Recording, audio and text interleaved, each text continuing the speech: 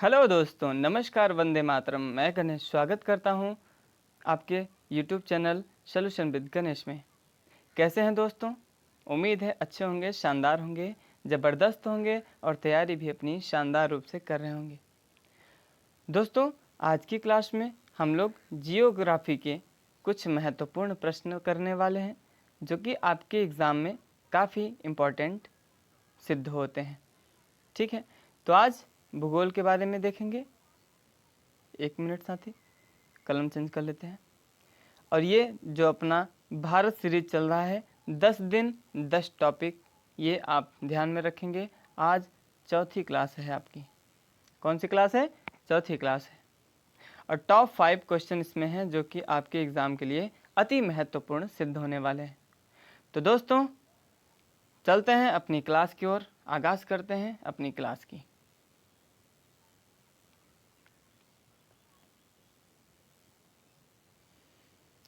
प्रश्न number 1, question number 1, Bharat के किस राज्य से कर्क रेखा नहीं गुजरती है? भारत के कौन सा ऐसा राज्य है जहाँ से कर्क रेखा नहीं गुजरती है? बताएंगे साथी। तो इसका सही जवाब हो जाएगा कौन सा? मणिपुर। मणिपुर इसका सही जवाब हो जाएगा। क्लियर है साथी? आगे जान लेते हैं इसके बारे में विस्तार रूप से। इम्पॉर्टेंट ट्रिक जो आपके एग्ज़ाम में काफ़ी महत्वपूर्ण सिद्ध होगा। ठीक है, ये आपको याद करने का एक सरलतम उपाय है। आप अगर इसको याद कर लेते हैं तो आपको एग्ज़ाम में बहुत राहत देने वाला है। ठीक है, तो ये ट्रिक है कौन सा? मित्र पर गमछा झार। मित्र पर गमछा झार। ये जो मित्र है, मित्र से आपका बनता है मिजोरम। त्र जो है, त्र से आपका बनता है त्रिपुरा। और प यानी पर से पश्चिम बंगाल, र से राजस्थान, और म से ये ग छूट गया, ग से गुजरात, और ये जो है आपका म से आपको हो जाएगा मध्य प्रदेश, और छ से आपका हो जाएगा छत्तीसगढ़, और झ से हो जाएगा आपका झारखंड। ठीक है, तो ये झारखंड दो बार हो गया है। एक बार हम लोग इसको क्लियर कर देते हैं। ठीक है दोस्तों, ये ट्रिक आप याद रखेंगे, आपके एग्ज़ाम में ये अति महत्वपूर्ण सिद्ध होगा और आपको याद करने के लिए बहुत आसान रहेगा।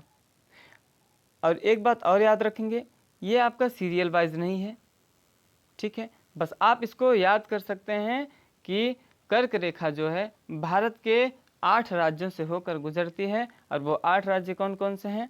मिजोरम, त्रिपुरा, पश्चिम बंगाल, राजस्थान, गुजरात, मध्य प्रदेश, छत्तीसगढ़ एवं झारखंड। ये 8 के 8 राज्य हैं जो कि यहाँ से आपका कर्क रेखा गुजरती है। क्लियर है? आगे चलते हैं। क्वेश्चन नंबर 2, भारत के किस राज्य से मानक समय रेखा नहीं गुजरती है?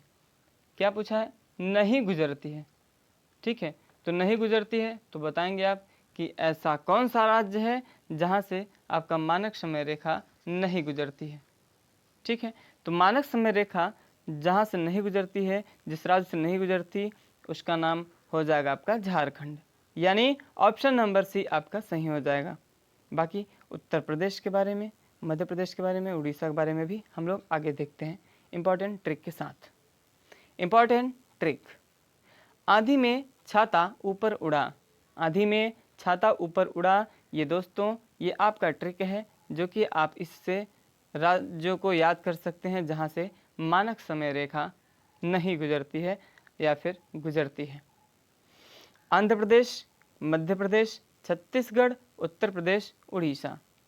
ठीक है, आंध्र प्रदेश आंधी से क्या हो गया? आंध्र प्रदेश, में से आपका हो गया मध्य प्रदेश, और छाता से हो गया छत्तीसगढ़, और ऊपर से हो गया आपका उत्तर प्रदेश, और उड़ा से हो गया आपका उड़ीसा। क्या हो गया? उड़ीसा। तो उम्मीद करता हूँ साथी ये आपको अच्छे से समझ में आया होगा और आपके एग्ज़ाम में ये बेहद इम्पॉर्टेंट है और इसको आप याद कर सकते हैं बाय ट्रिक।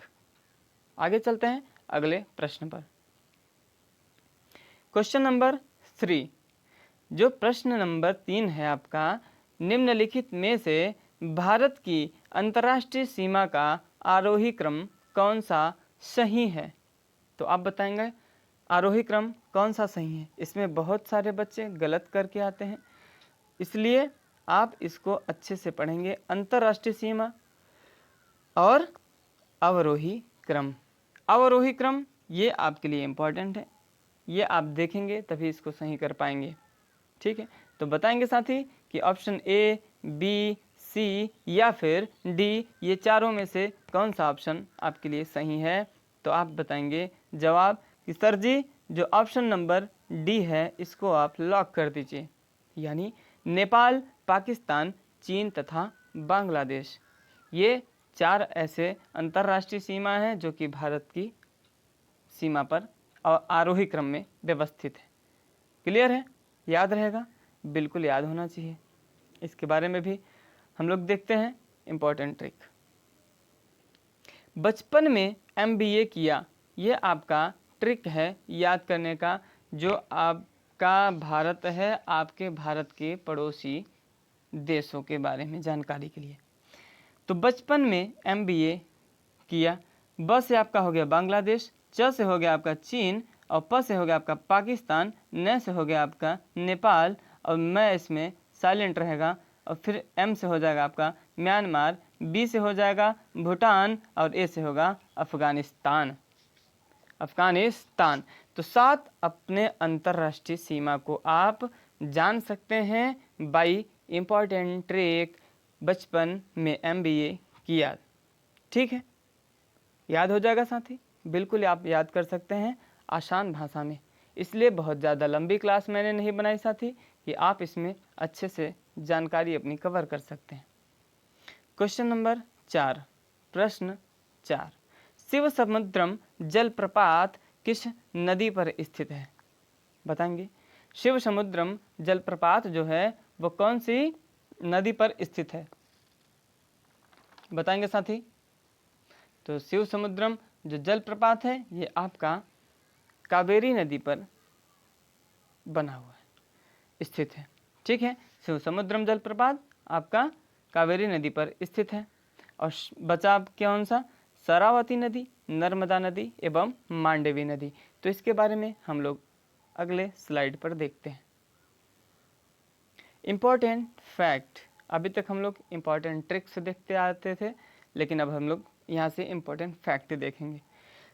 शरावती जो नदी है इस पे कौन सा जलप्रपात है, तो जोग अथवा इसको गरसोप्पा भी कहा जाता है। तो जोग जलप्रपात अथवा गरसोप्पा जलप्रपात आपका कौन सी नदी पर स्थित है, तो शरावती नदी पर स्थित है। और ये जोग या गरसोप्पा कहाँ पड़ता है, तो कर्नाटक में स्थित है। क्लियर है दोस्त।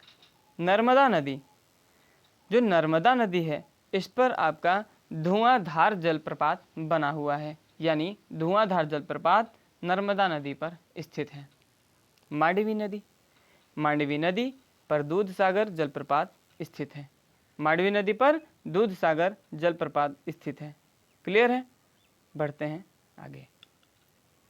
तो आपका 5वां एवं अंतिम प्रश्न जो कि इम्पॉर्टेंट बहुत ज़्यादा है, आप इसको देखेंगे कि अलमाटी बांध किस नदी पर स्थित है।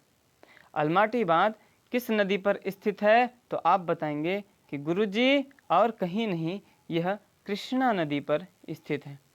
कृष्णा नदी पर अलमाटी बांध स्थित है। बाकी के बारे में भी जानते हैं, कावेरी नदी, महानदी एवं बेतवा नदी। ठीक है, इसके बारे में भी हम लोग पढ़ लेते हैं आगे अगले स्लाइड में।